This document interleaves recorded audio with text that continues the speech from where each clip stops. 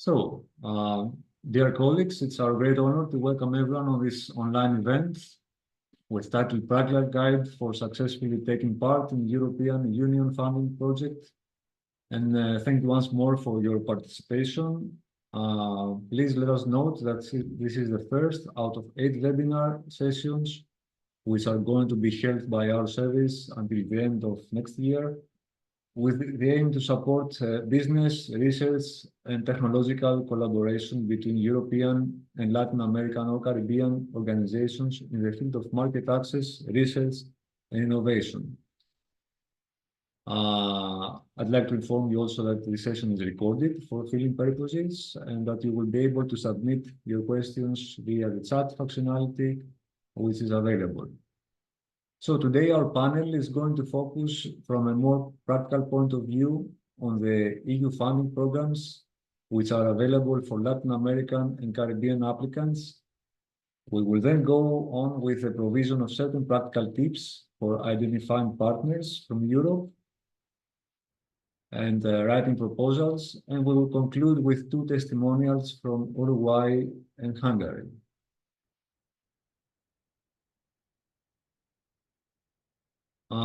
So our first speaker is Ms. Priscilla Sajida Moreira, who is representing Enrich in LAC and who is going to make us a soft introduction about its services. So, Mr. Sajida, the floor is yours. Thank you. It's a good pleasure to welcome you all to this first online training. My name is Priscilla Sajida. So I'm from Enriching LAC. I will share my screen just to make sure that everybody can see. I just want to confirm. Can you see my screen? If you can Now? full screen, if you can make full screen. Sure. So good morning, everybody. My name is Priscilla. I'm from Enriching LAC. Enriching LAC means European Network of Research and Innovation Centers and Hubs in Latin America and the Caribbean. So I work here as a head of soft landing hubs. It's a pleasure to be with you. We are going to briefly introduce you about Enriching LAC and our purpose here. That is to foster collaboration, integration with private and public sectors toward the science, technology, and innovation between Latin America and the Caribbean. So we started as a funded project from Horizon 2020, mainly in Brazil. However, in the last few years, we expanded our network to Latin America and the Caribbean and began as a non-profit association. Our mission is to unlock new business opportunities and share knowledge, experience, and exchange innovation through an international network of key players in STI, in specifically some thematic areas, which is health, bioeconomy, renewable energy, sustainable urbanization, and digital transformation. About our ecosystem, we are also the coordinator in Brazil from AEN, European Enterprise Network in Brazil, and we also are engaged with Enriching Global. We are part of Enriching Global. That as a support, we also are part of Enriching in India, Enriching Asia, and Enriching China as well. So we have some funding members from Institute from Hofer, DLR, the German Aerospace Center, SPI, Sociedade Portuguesa de Inovação. We welcome you here also as well. And some from Brazil, we have big four companies like Natura and Braskem. So right now in this project, we are part of a consortium, which SPI, Sociedade Portuguesa de Inovação, is also here with us, so we welcome them. With Technopolis and GST, for instance, that are both groups that are helping us to expand our network throughout a global service and to enrich other opportunities through hubs from Latin America and the Caribbean. We have a board of directors and executive team. Marco Quino is our executive team director. We have a broad network of soft landing hubs that are incubators and accelerators that facilitate the entrance to Latin America and Caribbean and Europe. So we have around 27 today, but our main target would be by the Global Service Facilities, GSF, to expand this network to 60 around until next year. And we have other cooperation partners. We also have some members. One strategic member that we are starting this year is Natura as our strategic partner in ecosystem and biodiversity, and other types of clients as embassies, business agencies, startups, institutes, and universities. For them, we access some services. We provide some services like executive education for internationalization and innovation, access to funding information like this training that we are providing today with our colleagues, and also and mainly network and matchmaking through our network of soft landing hubs and acceleration services and some special projects. I'm not gonna go for the details, and we can also send you the presentation for you, but we have been, so since our beginning, we have started as provided around 50 services and to our around 60 members from Enriching Lab and other grants and programs like this that we have been providing so far.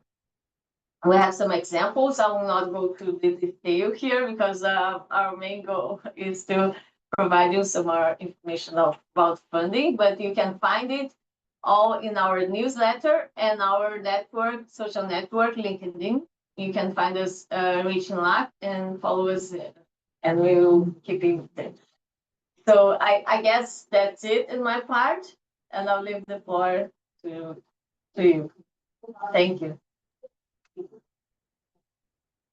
Thank you, Mrs. Ahida. So our second speaker is Mr. George Panagopoulos, who is a member of Global Service Facility and who will talk us about the funding programs which are available in Latin America countries and Caribbean participants. So, Mr. Panagopoulos, you may proceed.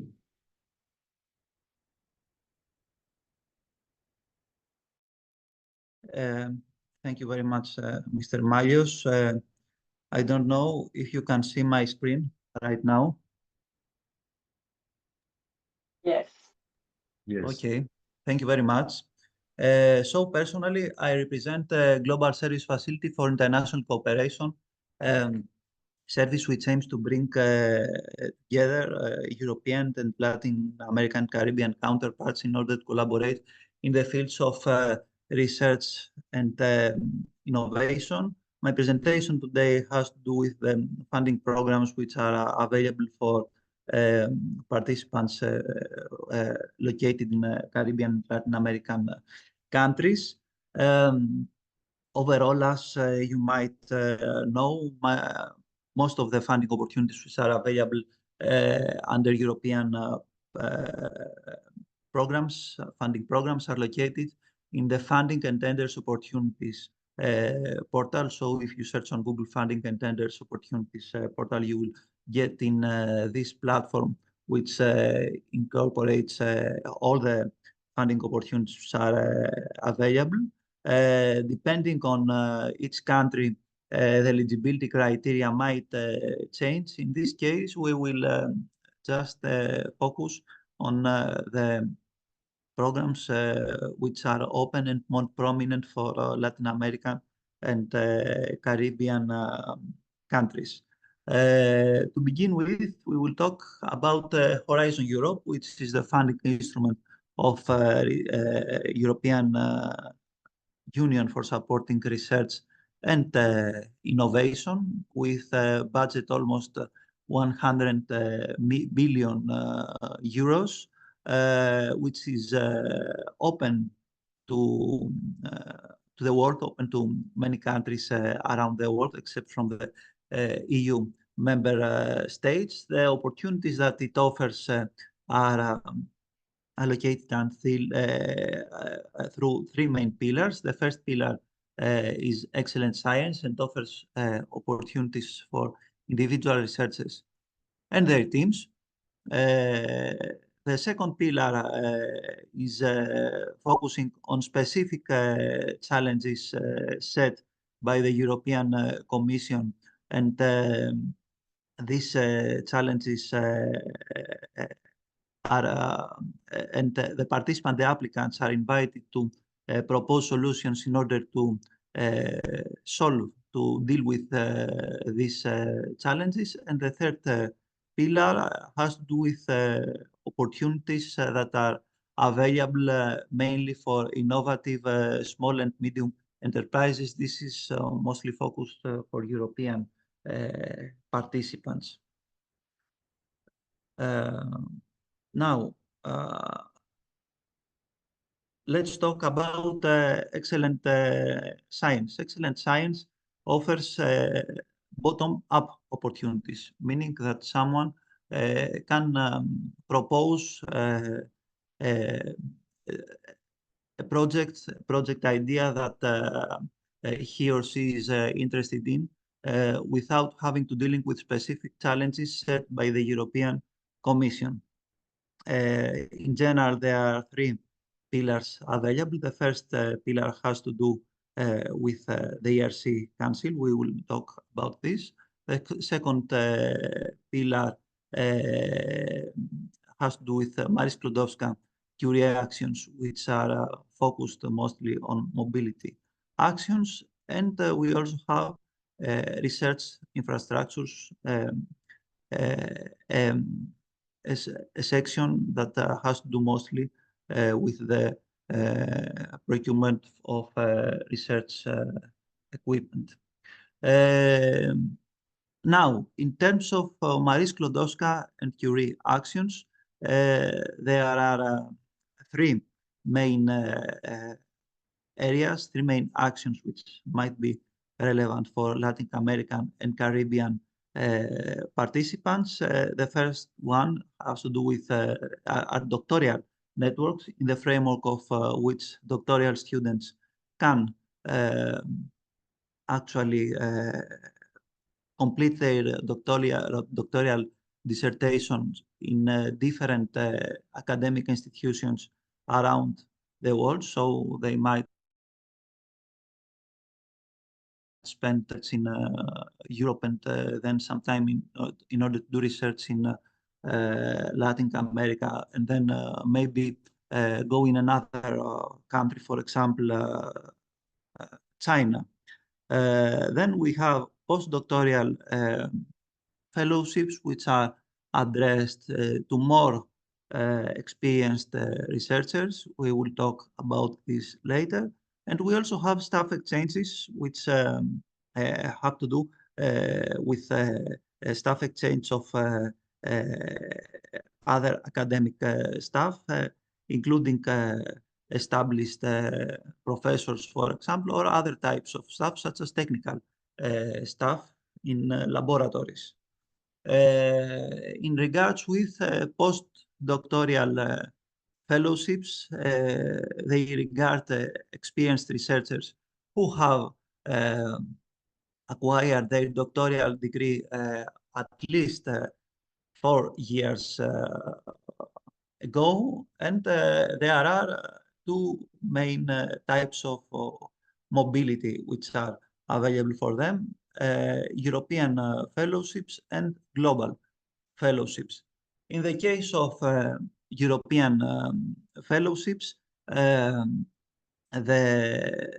researchers, for example, from Latin America, have the opportunity to visit an institution from Europe and conduct research there The only precaution which is made in this case is that these researchers who are involved in these activities should have not stayed in the country that they are interested in for more than 20 months in the last 3 years. And we also have global fellowships. In this case, a researcher from Europe might conduct some research in Germany, for example, then go to Brazil for some period of time, and then return back to Germany. So this is another opportunity.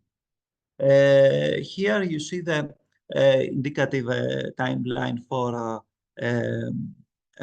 this kind for postdoctoral fellowships. The next call is going to open for those who are interested to apply for in April and close in September. And in this case, the researchers basically they have to submit some kind of CV and some details about the institutions that it's going to host them, like a letter that states that this institution accepts to host them in case the proposal is successful.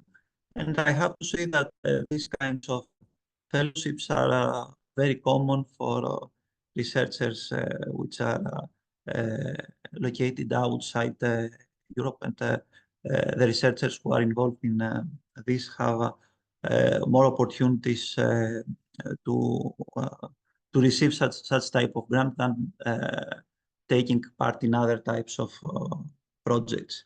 We also have ERC grants. ERC grants are bigger in general, so in that case, established researchers can apply for these types of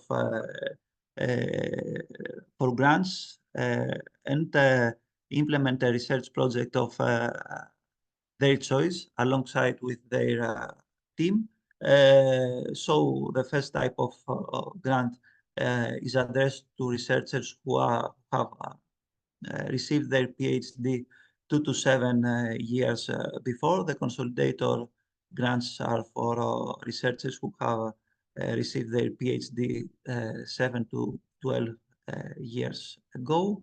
And we also have advanced grants for very experienced researchers.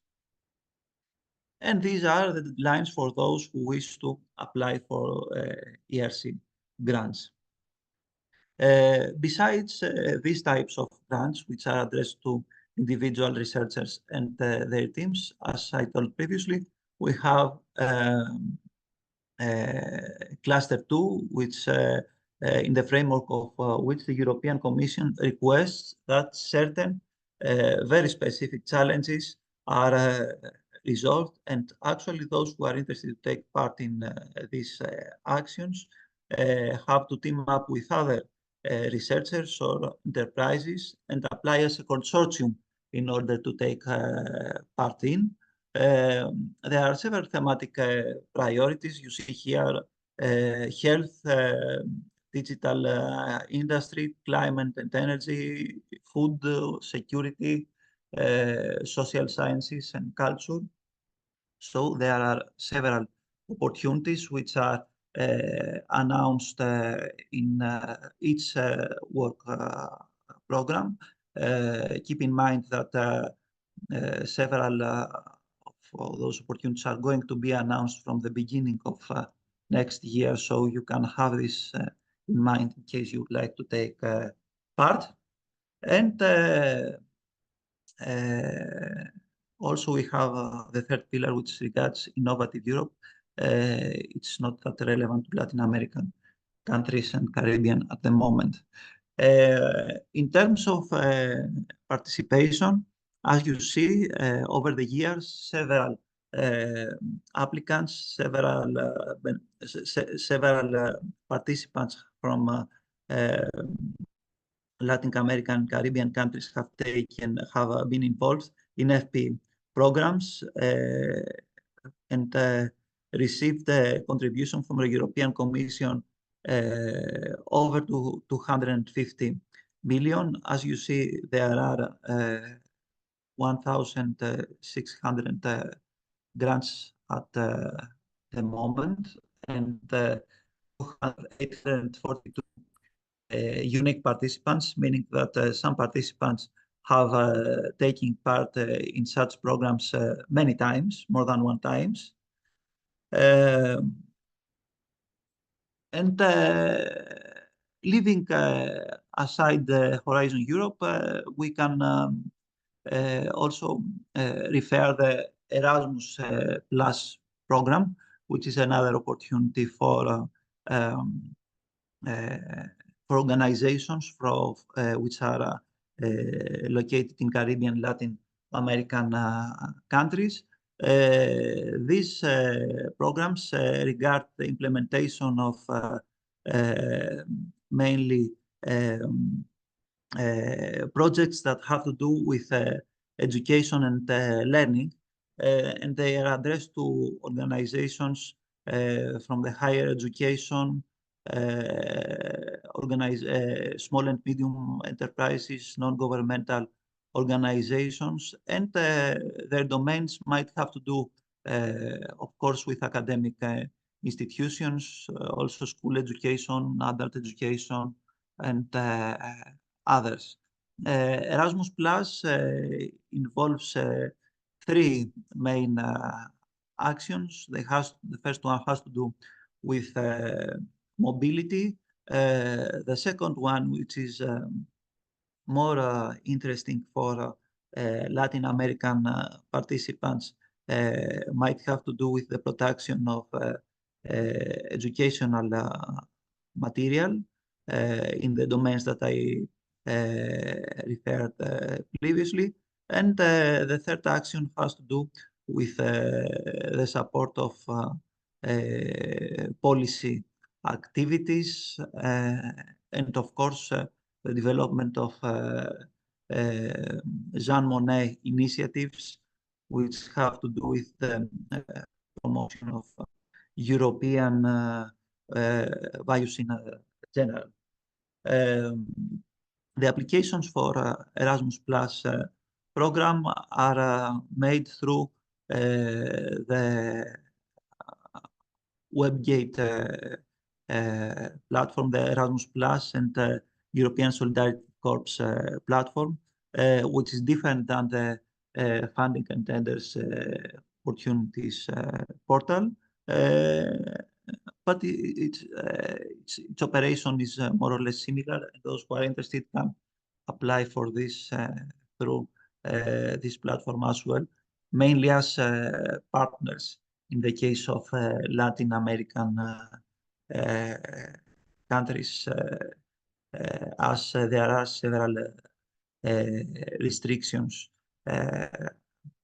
for the participation in such programs. And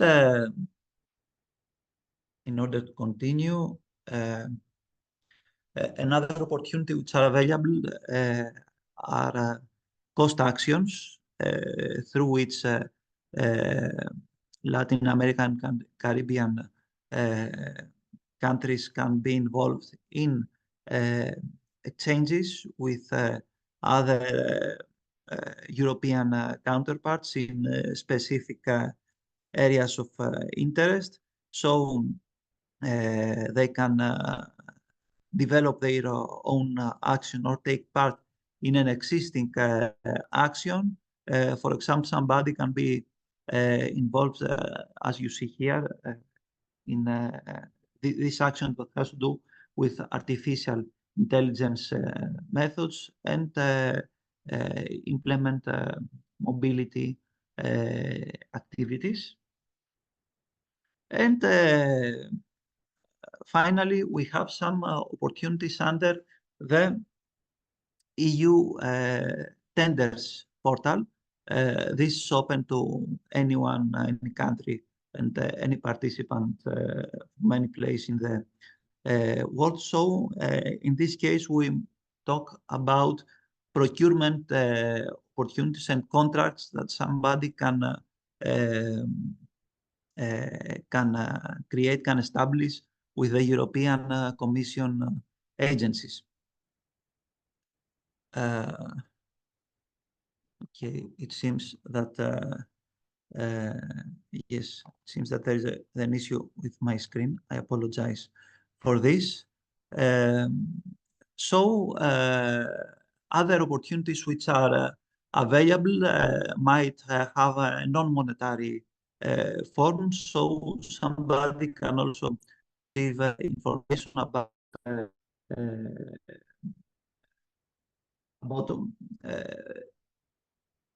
from projects that have been implemented by the European Commission, use them for implementing their own projects. At the end, for example, there are opportunities under Copernicus program through which someone can freely receive information about satellites, European satellites, and there are also opportunities to receive open data sets which are offered by European institutes and can be utilized in order to conduct research activities. But these are opportunities which are not often in terms of funding. There are general opportunities available. Now, in terms of partner search, in order to be more practical, as the main question that most applicants have both in Europe and other countries outside Europe is how to find partners in order to take part in EU-funded projects. This is a difficult question to answer. In general, there are organizations which are established and have very good networks and are invited to take part in such projects. That's why as you saw previously, there are opportunities that there are cases in the framework of which some organizations take again and again part in such projects. But if somebody is not having invitations to take part in such projects, there are some tools provided by the European Commission through which they are able to search for consortia that are looking for partners in order to be involved in proposals that are going to be submitted. A basic method in order to search for such opportunities is through the Funding and Tenders Opportunities portal. For example, as you can see here under this specific call of Horizon Europe, 63 organizations have expressed their interest in order to take part in proposals submitted on this specific call. So those who are interested can get in touch with others in order to create a consortium. And of course, coordinators who are seeking for partners can search in those announcements published here, as you can see them in this screen as well. So they can search for partners who have expressed their interest here in order to incorporate them in their consortium. More than that, we also have opportunities in the framework of events organized by the European Commission. So, as you see here, European Commission at the beginning of its programming period organizes an event during which it presents the calls which are available in its thematic priority, in its cluster, and then organizes an event, an online networking event, or an on-the-spot networking event through which the prospective participants who are interested to take part in such projects meet with each other and investigate the opportunity to jointly submit a proposal. And again, I have to say here that these events are virtual, so it's not necessary for those colleagues from Latin American, Caribbean countries to travel in order to be involved in them. Another way in order to take part in such, to find partners, is to get in touch with national contact points. You'll find the national contact points in each country, which are the nominated experts in order to answer, who are responsible for answering questions in regards to different programs. For example, here we see the national contact points for Horizon Europe. So somebody can get in touch with them via telephone or via email and ask from them to support them in order to find partners in other countries. As those people are in touch with their colleagues in different countries and are able to help the recipients to find partners. And this is done through the respective NCP networks. So as you can see here, for almost every cluster, there is a network of national contact points, which makes actions and which organizes actions and activities in order to help the applicants in each country to find partners and take part in Horizon.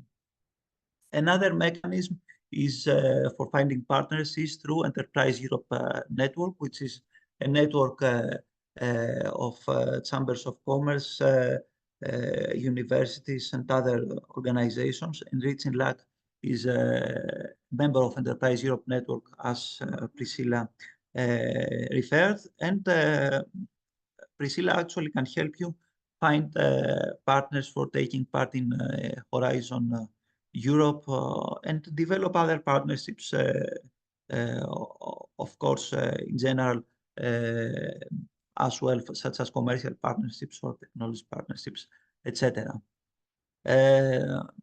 And finally, a more advanced method in order to find partners is through Cordis platform. So in Cordis, you can find past projects which have implemented in Horizon Europe or in other European programs.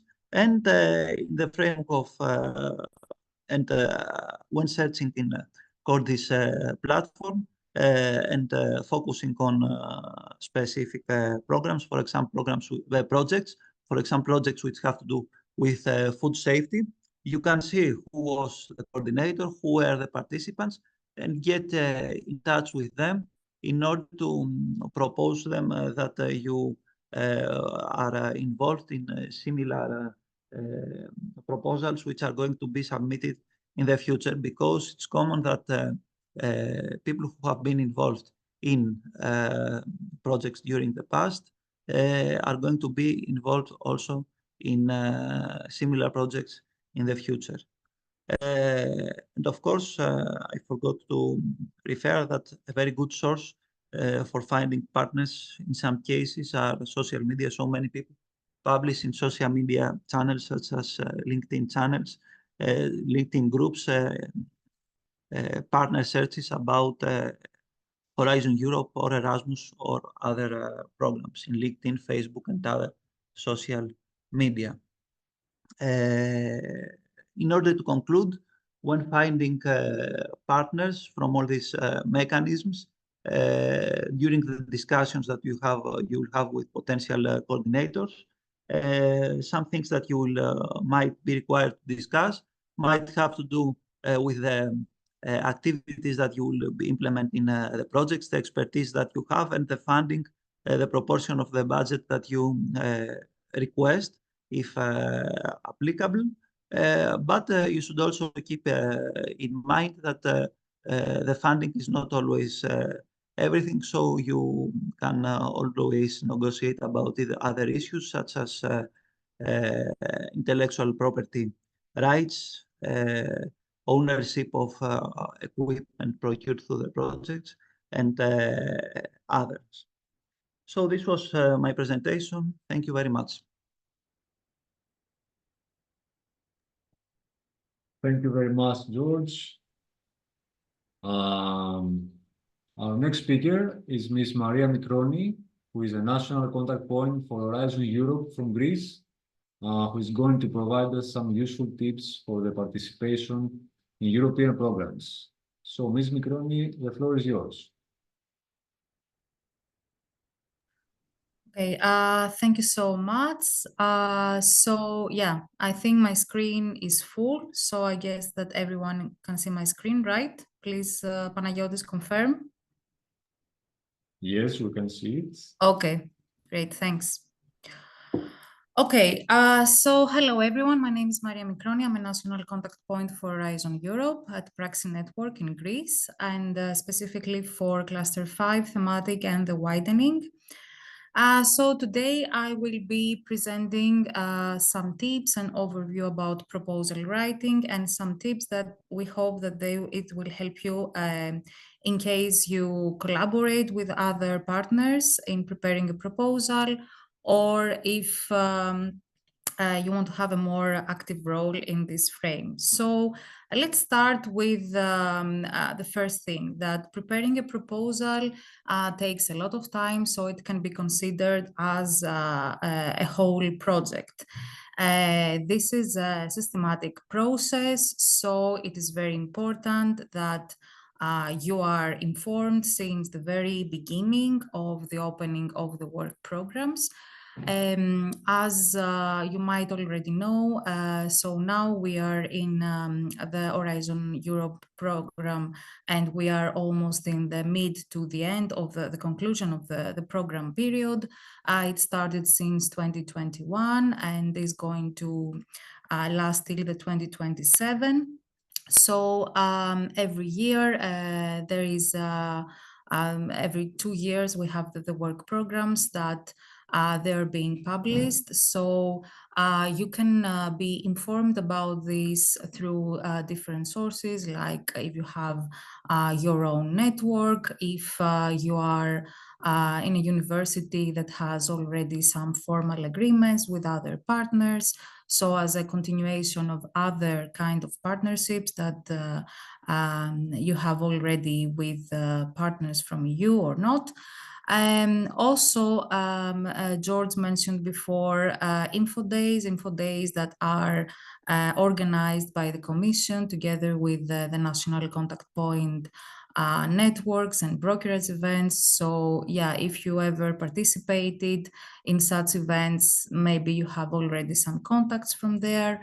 And of course, the national contact points in your country are there to support you in providing basic information about all calls that are available, either open or forthcoming. So this is how we start. Is important, first of all, to know where you are standing, because you saw that Horizon Europe is, first of all, is the first program, the first European program in research and innovation. So it offers a number of choices, a number of options. So it is important to identify where you are standing. It could be under Pillar 1, Pillar 2, so clusters, or Pillar 3. So that's why we are going to refer to the importance of being able to decode the call. Of course, this is something that as NCPs we are building capacity on this, so we learn how to do this, but it is very important that applicants are also have this or build this knowledge and this skill as well. where you can find the calls. Funding and Tenders portal, already presented by George, is the main portal, the platform that, apart from Horizon Europe, there are other programs to find there, open calls, and you can find a lot of information. You can start even the submission of the proposal also takes place through this portal. And more specifically, calls have a certain, let's say, frame that we will see together today. So there is a call that might have on a certain thematic that might have several topics. Every topic has a certain description, and under these there are other important conditions that you have to look for, because there can be some main minimum eligibility criteria or other horizontal conditions that apply to most of the calls, but there are some certain calls, for example, that refer specifically to the promotion of international cooperation, or sometimes they even refer to specific countries, even third countries. So it is very important that you look for the call. And of course, as I said before, through the Funding and Tenders portal, this is the portal to submit also your proposal. So let's say for cluster 5, here is a call. Mainly the reason why I put this screenshot here is to show you what is the structure of Funding and Tenders for its call. So you can find general information about the budget. So what is the total budget? How many projects will be funded? This is very important information, because you can see also maybe how competitive this call is. Also, you can find information about the opening date and the deadline, always 5 o'clock Brussels time, and whether you have to submit, you have 2 submissions. So here you can see, for example, this call, this is about efficient, sustainable and inclusive energy use. So this is a cluster 5 call. It is a single stage. What does it mean, single stage? It means that you just need to submit one proposal. It could be a 2-stage proposal. It could be a 2-stage deadline model. What does it mean? That there might you will have to submit maybe a 10-page proposal, and then as soon as you have the first, let's say, evaluation, then you can proceed to the second stage. Or you can be informed about the type of action, something that we're going to see a bit later into more details. Also, other important information are updates. So, for example, you can see from here, when the deadline closes, and when the deadline closes, how many proposals were submitted, the projects that were finally funded, when these results are public. And as George mentioned before, there is the partner search announcement specifically to its call. And of course, the FAQs. So you can see what kind of questions in relation to provide more clarifications about certain parts of the call were submitted from other applicants. Of course, this is something that we as national contact points and your national contact point at your country can also facilitate. So if it's something that has to do with understanding of some main parts of the call, national contact points are there to clarify or even to liaise with the Commission, and then the outcome, the questions and answers will be published on the portal.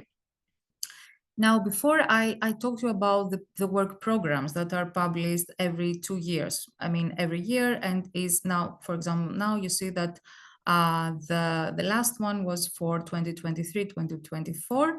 We had another one for 2025 with some publications for beyond 2024.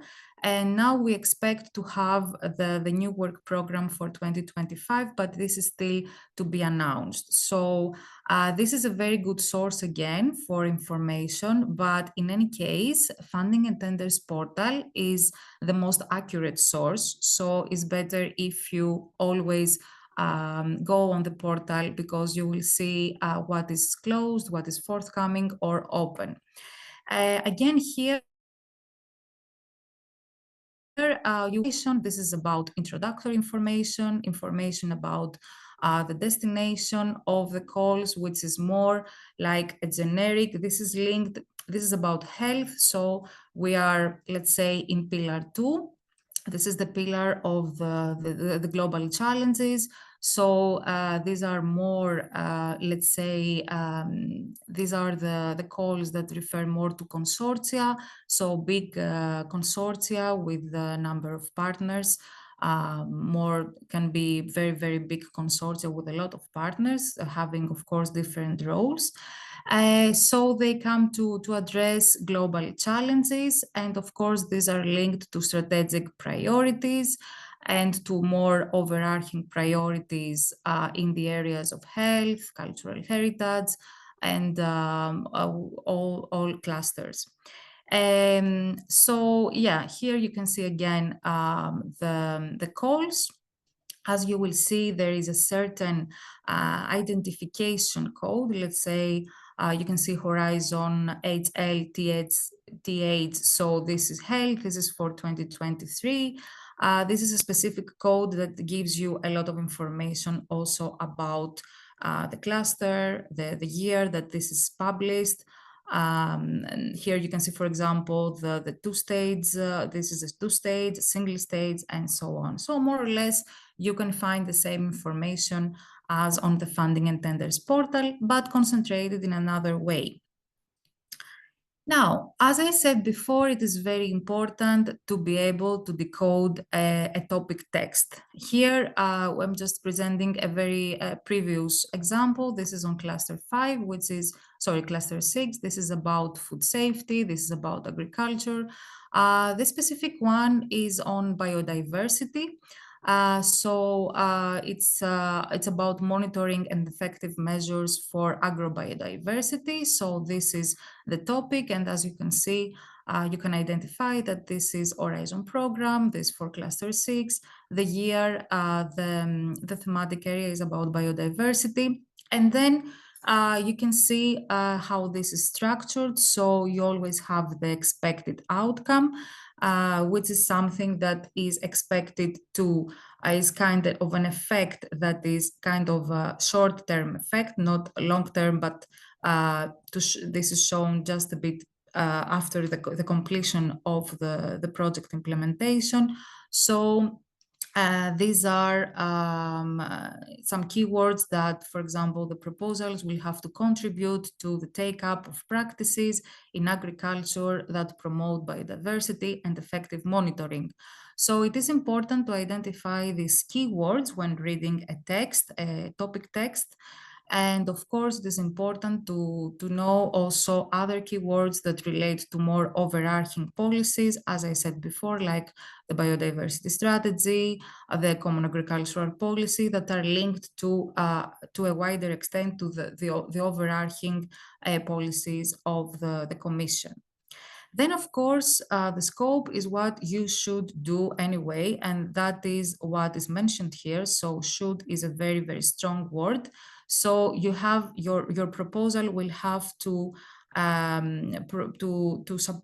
suggest activities like to map carbon and nature-rich areas. Now, I'm not going to read all of this, but I'm just highlighting again the keywords, and you have to look for these words like and, should. Sometimes it can be recommend. When it's recommend, is something that is not mandatory.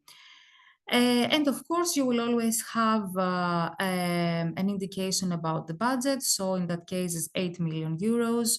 Of course, it is clear how many projects will be funded. I don't have this information here, but it could be, for example, if it says 2, or two, you know that each of them will have to apply for up to 4 million euros, for example.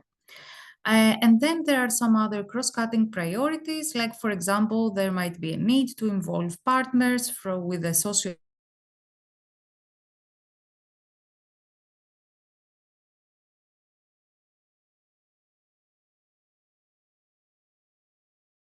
or other that have this specification, and the type of action that is research and innovation action. So before we continue with this, so while you're reading, you need to start questioning about, for example, if from a coordinator, let's say, point of view, if I know how to do this, what is requesting? If I don't know, maybe I need to find some other people to help me, some other partners that will have this expertise. If I know some of the documents or some of the key words that I'm looking for, some policy background, if I need to read more to understand what do I have to do, in what frame I have to suggest my activities.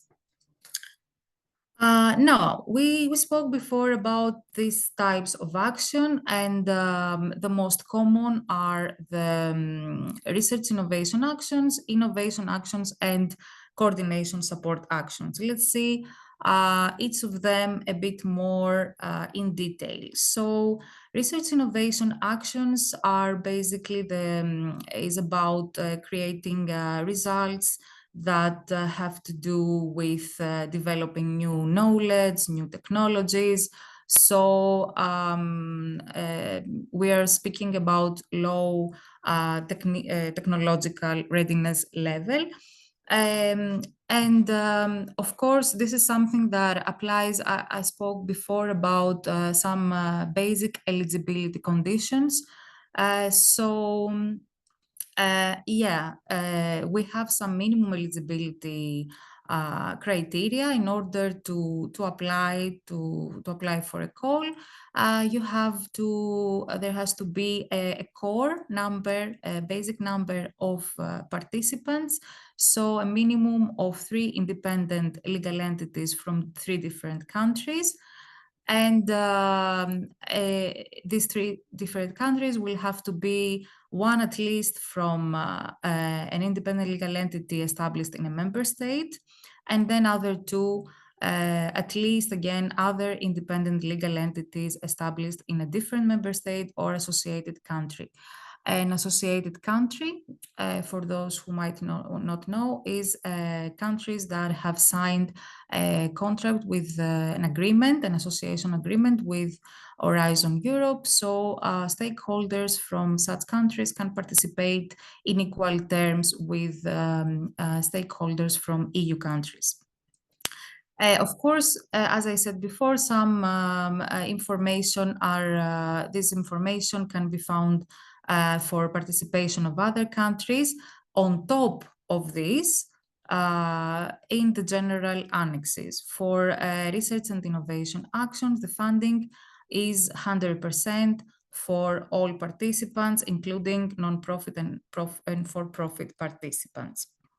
Now, innovation actions are actions that produce results that are more close to the market. So they have a higher, let's say, technological readiness level. The minimum criteria, the eligibility to form the consortium, are exactly the same. So I'm not going to mention this again. And in that case, the 100% funding rate is applicable just for the non-profit organizations, because there is only a 70% funding for profit organizations. Now, there are some other types of actions that they don't fund research per se. They fund capacity building or training or other support and coordination actions. And in that case, we're talking about coordination support actions, and the eligibility criteria are the same.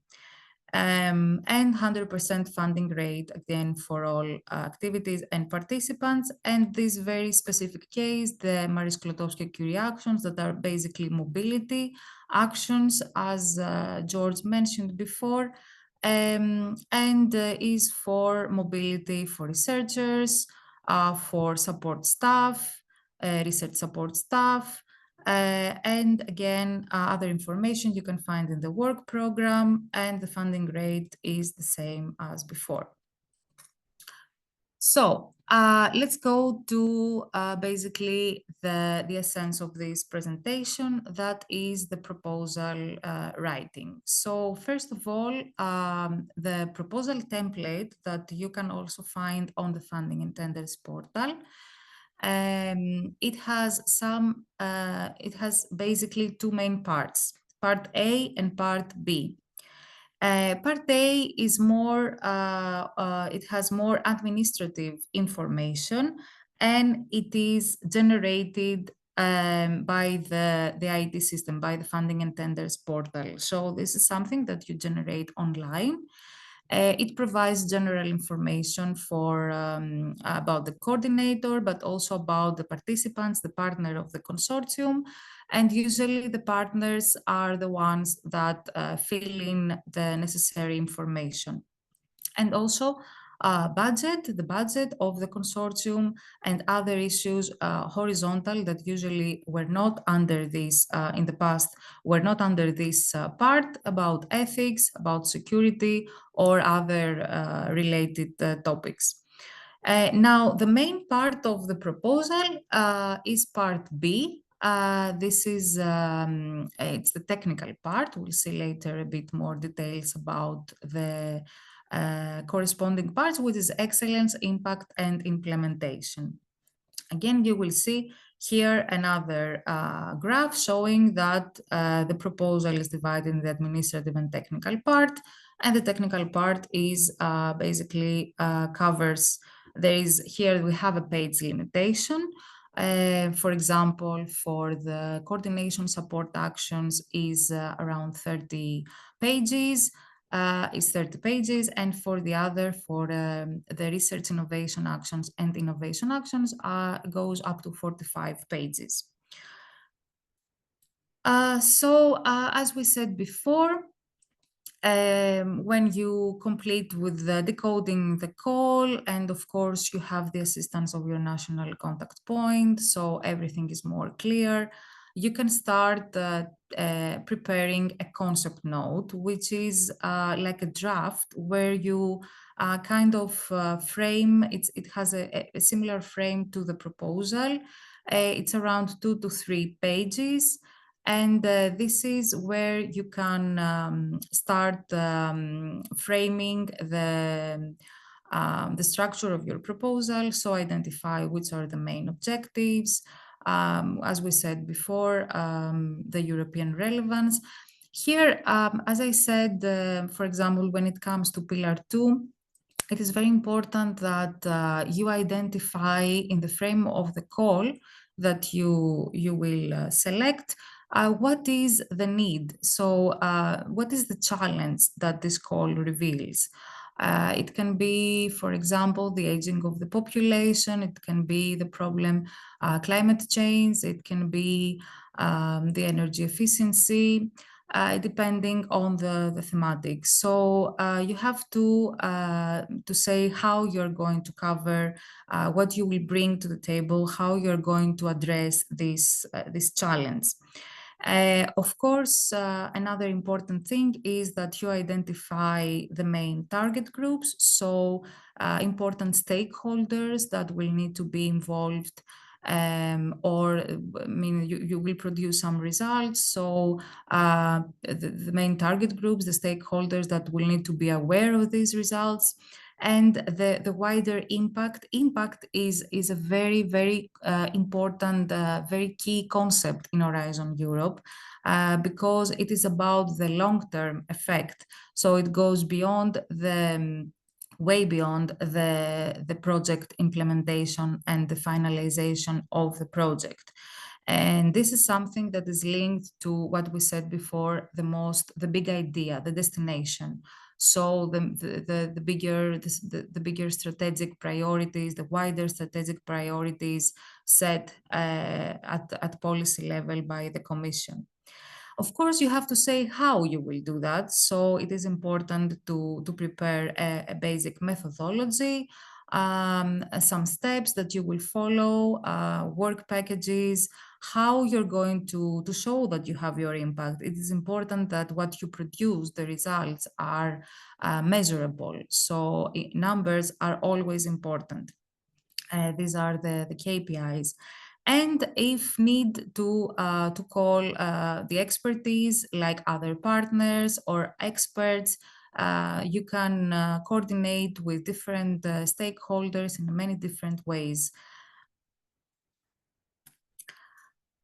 This is the main roles. These are the main roles and the hierarchy. So we always have the coordinator. The coordinator is the partner, let's say, that has a direct communication with the Commission and the project officer. So, but this is when the project starts. But before, he is the one who initiates the proposal writing. So he takes over the responsibility to manage the whole process, and of course takes the responsibility to produce an outcome that will make sense. Let's say, okay, this is a collaborative work, of course.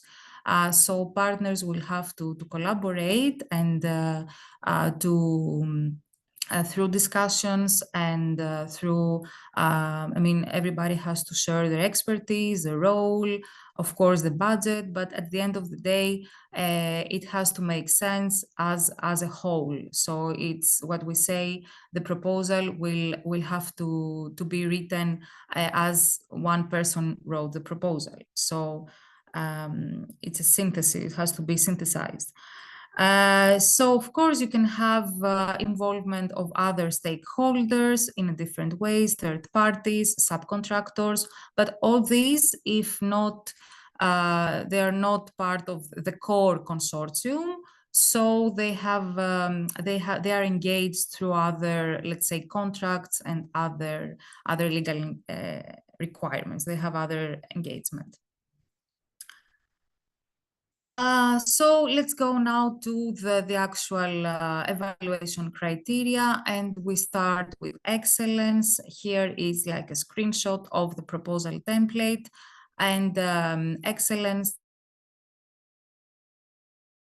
is basically the beginning of the proposal, so you have to start really in a dynamic way. So the first thing is that you have to describe what are the main objectives of your proposal, and of course these objectives will have to be we have to be clear, we have to be measurable, we'll see later on, but of course they have to be linked to the work program. So the objectives will produce some results. We have some overarching objectives that will they have to be, there has to be clarity and pertinence, and you have to be ambitious. So you have to show that what you are suggesting goes beyond the state of art, because Horizon Europe is about that. Another thing is very important is the methodology. So as we said before, when you were preparing your concept note, you have to show how you're going to do that. So for example, what kind of concept, what kind of models you are going to apply, whether you are going to take into consideration other aspects, like for example, the role of the gender in your research output, if it makes any difference. If not, you have to mention why. For example, other horizontal issues like open science practices, how you're going to deal with the data that you are going to produce during the implementation of the project. And here there is a score up to 5 And yeah, the threshold is 3, let's say. That's why we say that this is the evaluation criteria. So as I said before, this is how it starts. So you start with the overarching objectives. These usually come out from the call. So you have to be very careful with what is mentioned under the expected outcome. For example, what we saw before. You have to transmit this into specific objectives, and all of them will have to be clear, measurable, realistic, and achievable. So what we said before, numbers matter. So they have to produce results that will be measurable. And of course, these will bring to a wider effect, that is the impact. We'll see later on how the Commission expects this to show in your proposal. Impact is the part of the proposal that usually it's the most challenging one for all participants and applicants. So it is linked, as we said before, to the bigger picture, to the destination of the call, and to the wider, let's say, strategies and vision of the Commission. This is something that you can also find on the Funding and Tenders portal and on the work program.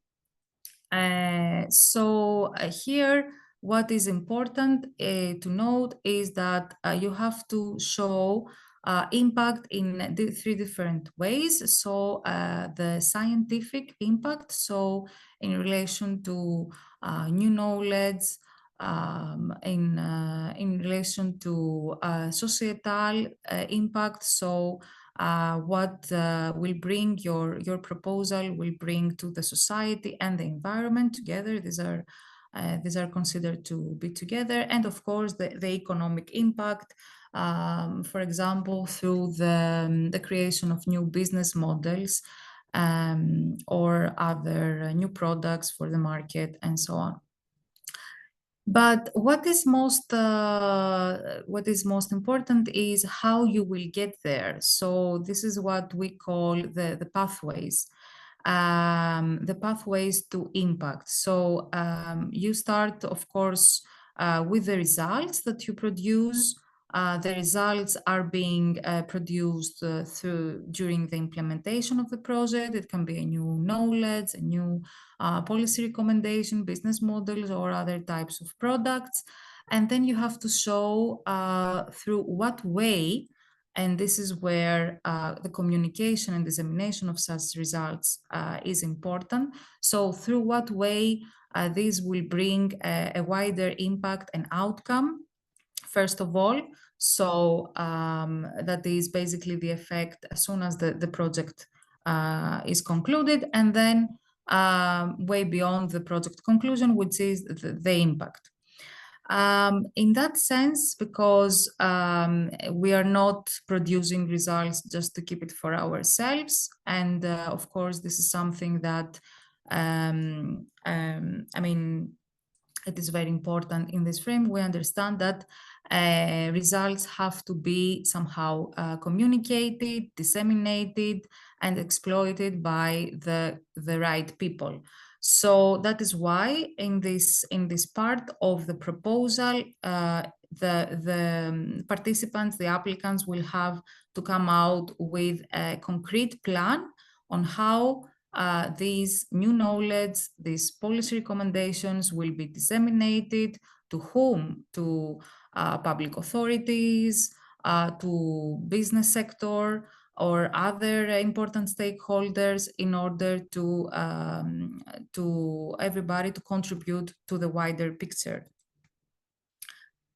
So what I said before, that the impact goes beyond the project completion. So it's about creating new market opportunities. It is about strengthening the competitiveness of the companies. Of course, this is taken by single calls. Is not the case for all calls and all thematic areas. It can be now, for example, here you can see issues related to climate change. So we will not see that, for example, under health. Most probably it will be another overarching policy. And in any case, it is important to identify also risks and barriers in this process and address some mitigation measures. We talked about the pathways, so the way to have a scientific the road, let's say, to accomplish this scientific, societal, and economic impact. And we talked about the importance of disseminating the results, communicating and exploiting the results to the key stakeholders, so who can use these results. It can be publications, roadmaps, it can be, this is how you disseminate. It can bring new patents, new services, and spin-off startups, and so on. Now, the third part of the proposal preparation, and this is, I think, according to what the applicants say, it's like the most, let's say, easygoing, but not, I mean, the most manageable, but this is not always the case, is the implementation. And basically what you have to do here is to organize how you will organize your work. So this is very close to project management, let's say. So you have to prepare a work plan that will be effective, that will be of high quality. You have to take into consideration the risks, because the risks in that case is not on how you will bring the impact, but is how you will address any problems and challenges that have to do with the project implementation itself. So among the partners, if one partner, for example, has, I don't know, leaves the consortium. Anyway, this is about operational, I mean, how it's about project implementation. So you organize your work and how you produce these results through work packages. There is always a work package that is about communication dissemination, and there is always a work package that is about the management of the consortium. So meetings among the partners, how you're going to, it's about how the tasks that you implement, the progress of the tasks, milestones, important milestones that you have to achieve, deliverables that you have to produce. Deliverables can be reports. Basically, they show the progress. Milestones can be some critical points that help to progress, to go further, or some other critical points where, for example, the consortium will have to make a decision about the next steps in the implementation of the project. Yes, what I said before, more or less, management structures, milestones, and procedure. Here is where you describe also the consortium. Just to say that even in the methodology, in the excellence, you have to say how, because this is, but just briefly, in the implementation, you elaborate more on the work packages, but in any case, all three parts will have, there has to be a flow between all of them. They have to communicate, let's say. It has to show that they are all kind of interconnected and in agreement. And when it comes to the work packages, as I said before, usually we have the management and communication tasks, activities, and then in any case, all work packages will need to follow a certain idea, let's say. For example, sometimes one work package follows the other in terms of the activities, how they are implemented during the project implementation. So it is important to have consistency. As I said before, the objectives of the excellent part and the impact should be reminded here. So we need to be, there has to be consistency and coherence, interrelation among the work packages and the parts, the different parts. Here you can say also about the participants, the stakeholders, what they bring to the consortium, the expertise. And here is where this is the Gantt chart. So this is where you show the milestones, the deliverables, and the time frames for each task. As you can see here, the communication dissemination starts at the beginning because you need to prepare your strategy, how you will, before you start producing your results, and also, yeah. And also,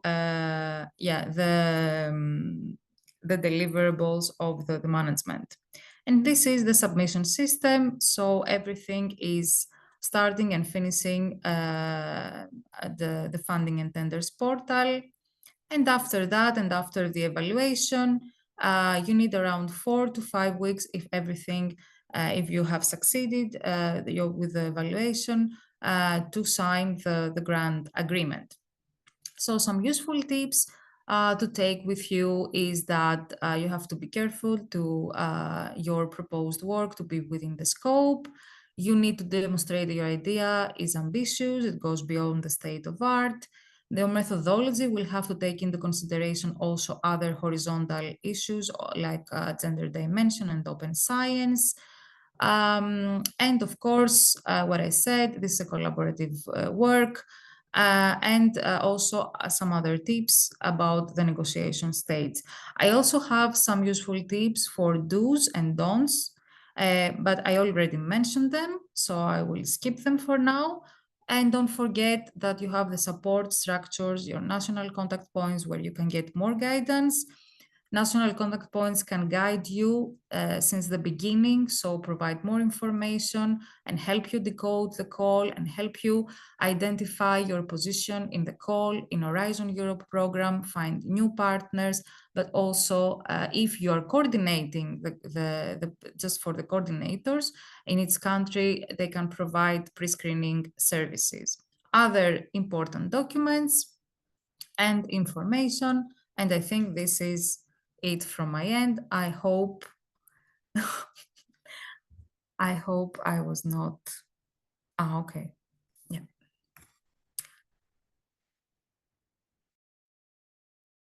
Thank you very much, Ms. Microni. So following, we are going to have a video testimonial from Mr. Alejandro Quinteros and Ms. Nadia Strata from the Uruguayan Agency for International Cooperation and the LAC National Contact Point for Horizon Europe in Uruguay. So let me share my screen.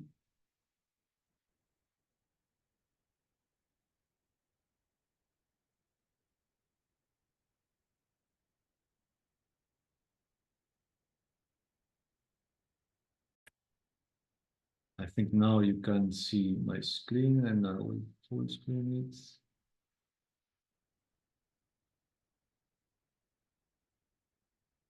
Can you see my screen? Yes, we can. Okay, so I will play it. Hi, dear all. Welcome to this section. First of all, we would like to tell you that it's a real pleasure for us, for the LAC-NCP network, to be here with you during this important space.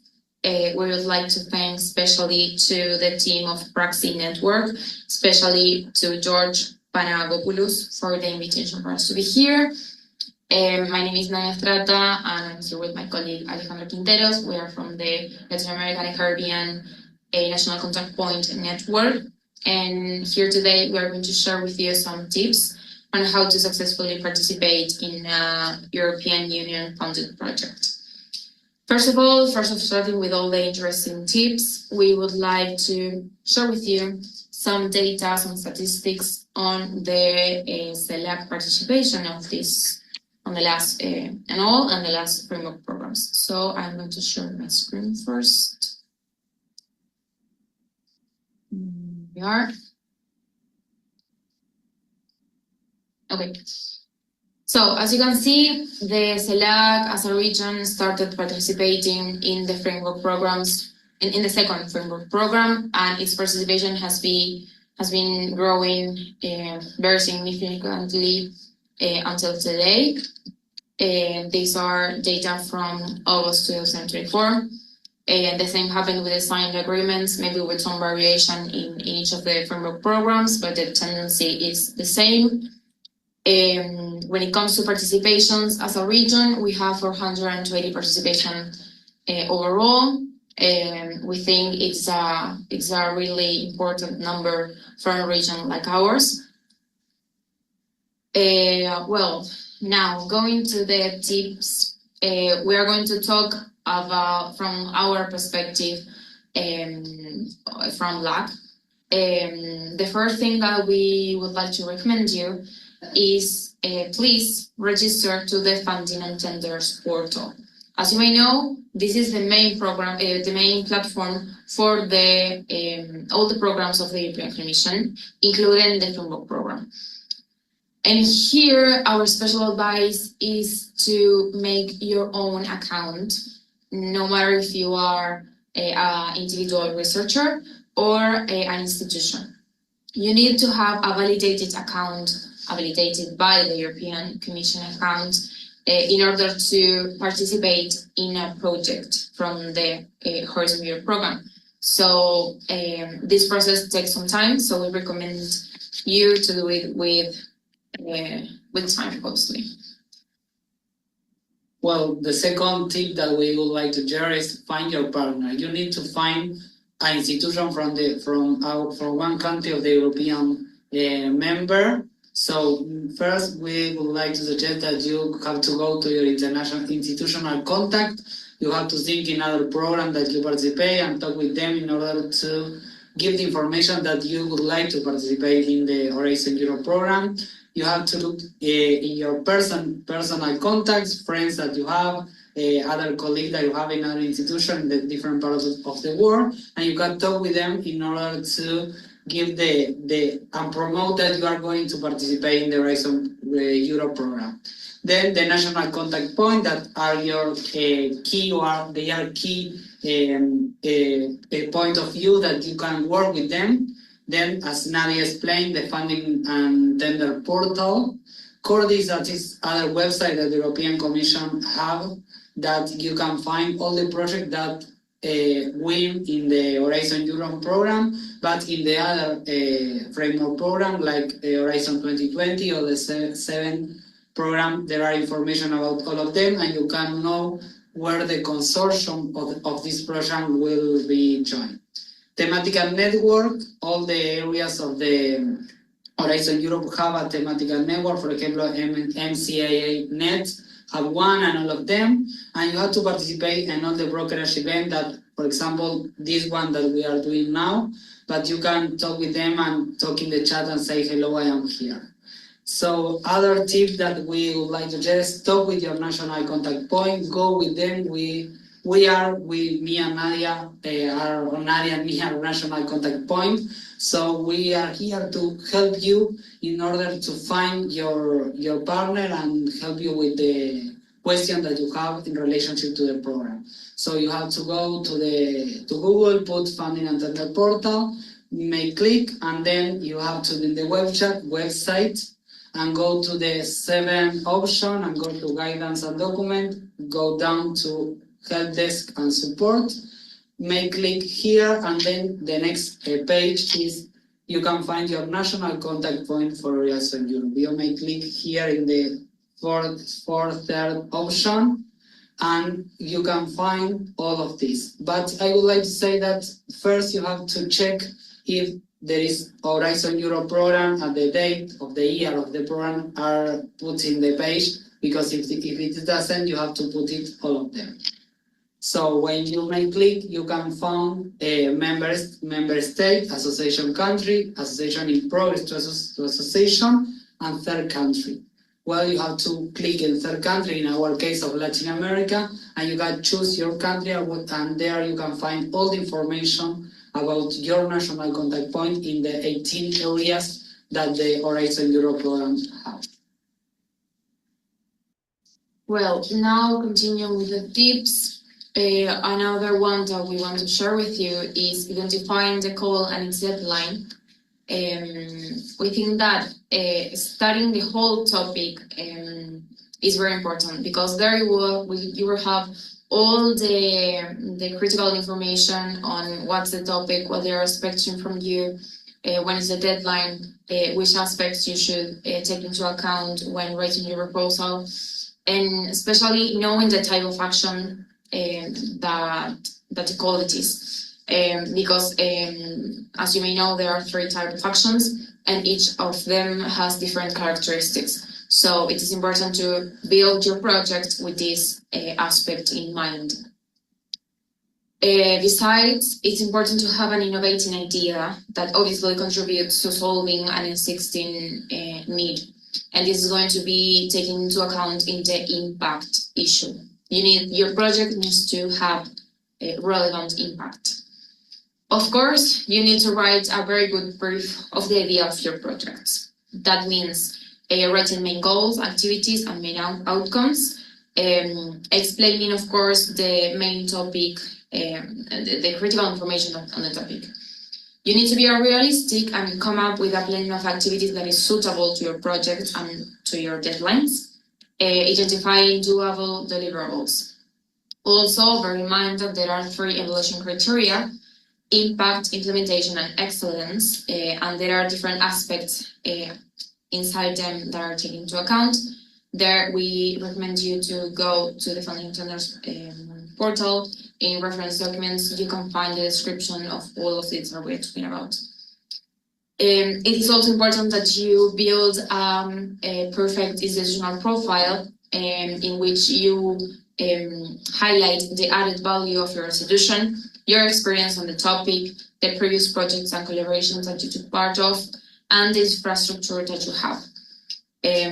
Of course, it comes without saying that you have to respect the formal and conceptual indications of the code. We also recommend you to go to specific materials designed for your institution or your type of country or your region.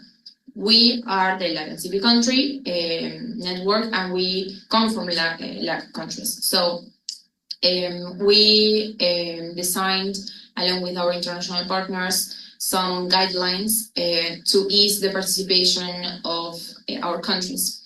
And you can find Marie Curie guidelines, the whole framework program guidelines, and frequently asked questions on the Marie Curie actions.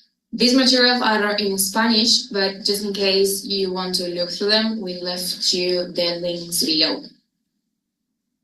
Additionally, we have a newsletter in English and in Spanish, where you can find a lot of information about the Horizon Europe program, activity that we have done and in the region done, for example, other institution.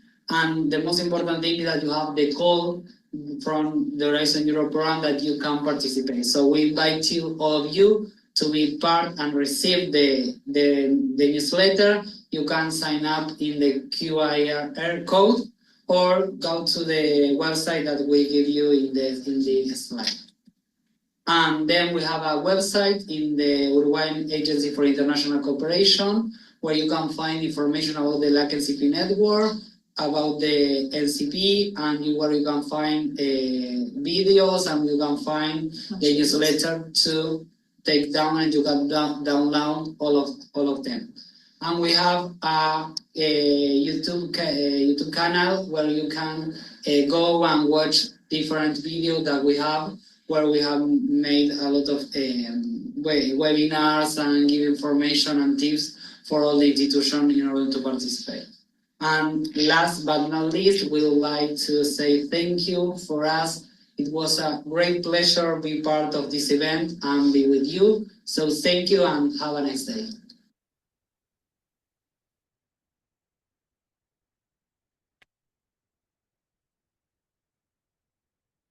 Okay. So we're going to, in order to conclude, we should forward to any questions from the colleagues from the audience. Please feel free to write them down in the chats. So we're going to wait a few seconds. If you have any questions, please write them in the chat or in the live screening session.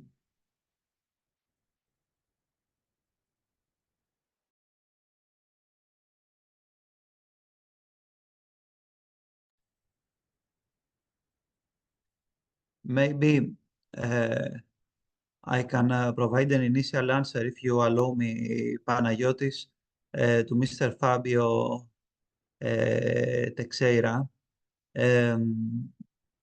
Regarding the eligibility of his organization, Mr. Teixeira, as I understand, represents an association which is interested in taking part in European programs, and he asks if his organization is eligible. I would like to make a comment of that, if possible. In general, there are some countries in Horizon Europe that are eligible to receive automatic funding, and there are some other countries which are not eligible to take to receive automatically funding from the European Commission, and this depends on whether each country is a low-income country or a high-income country. As I understand, this is Mr. Teixeira is located in Brazil, which is not unfortunately eligible for automatically to receive funding from the European Commission. Nevertheless, for the case of Brazil, there is an established co-funding mechanism, meaning that his association is eligible to take part in Horizon Europe, but it is not eligible to receive funding from the European Commission. For this reason, he will have to cover the part which regards Brazil through national funding. In general, there is an agency in Brazil which provides national funding in order to take part in Horizon Europe. I will put the link of this institution in the chat, and in case the gentleman is interested to take part in Horizon Europe, maybe he can get in touch with this institution in order to, if he doesn't, if he hasn't done this so far, in order to find out if this association is eligible in terms of European Union institutions. This organization is eligible to take part in Horizon Europe, but there is an issue which has to do with funding. So maybe if it is possible, he might get in touch with the offices that I will let him know in the chat. And the other colleagues, of course, can have a look at these links. And then if he cannot find a solution, maybe he can get in touch with the national contact point in Brazil in order to find out which other alternatives do exist. I'll put all the relevant information in the chat. And if there are any other questions, I would have been happy to answer. Or if the other colleagues would like to add something about this, I would please take the floor to do so, in order to do so. Thank you.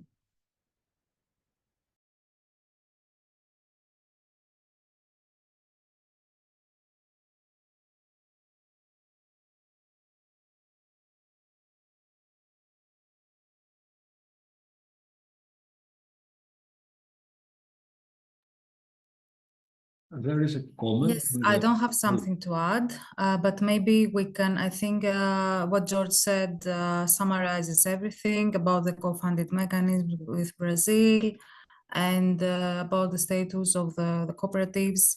But I think there is another question that maybe we can, I don't know, Panagiotis, would you like to read the question and then? Yeah, there's a question on the Because, chat yeah. regarding any kind of assistance or a list of willing to participate European companies published anywhere to EAS this kind of cooperation. Yes, if I can reply partially at least, I don't know if George would like to add something or other colleagues.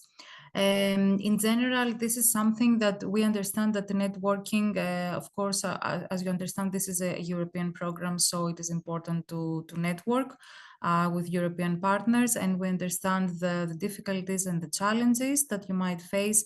But as we said, there are plenty of opportunities. Apart from the funding and tenders portal, this is something that I would like to add.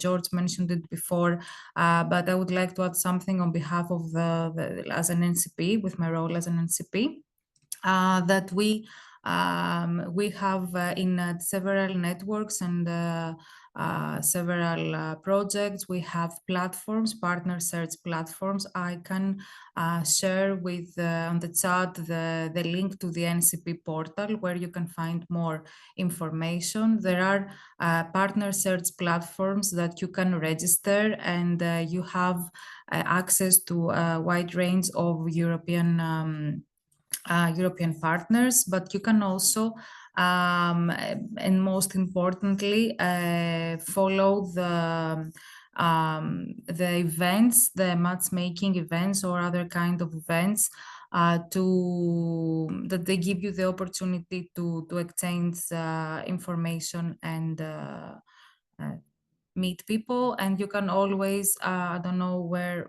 you're not telling us what if you represent a university or a private sector company, or but it is willing to participate companies. These are basically, as far as I know, at least from our networks, these are the platforms where you can find. Then you can, as I started saying before, you can participate in events, networking events, and events that they have this. They're organized together with other events, and but to be honest, I don't have any other information. I can just share the link to the NCP portal and to dedicated platforms if you want.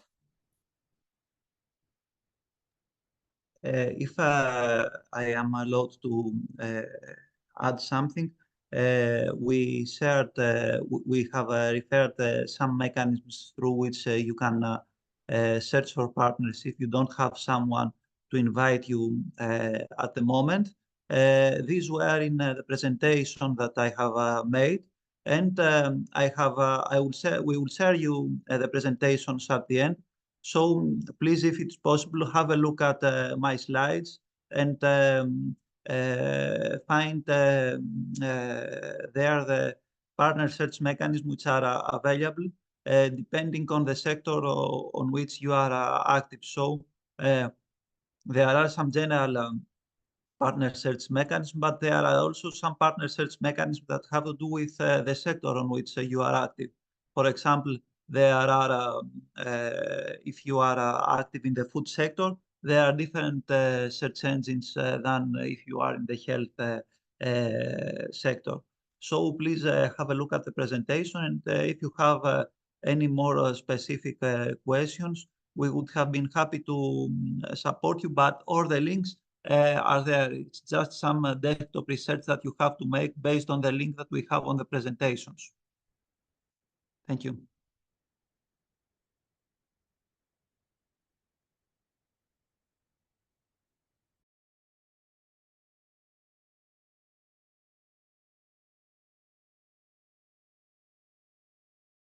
Let's wait a few seconds for any kind of questions, so you can put them on the chat.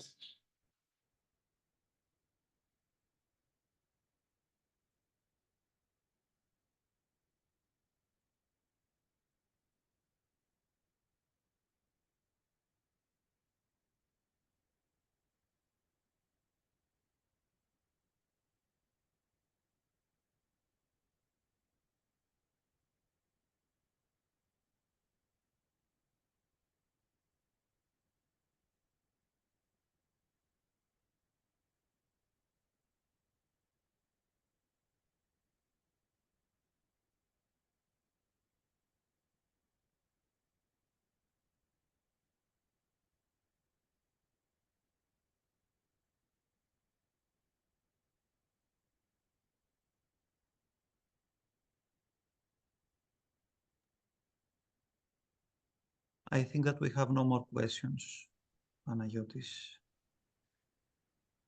Okay, so at this point, please allow me to close this session by thanking you all for being here and by expressing my gratitude to our speakers.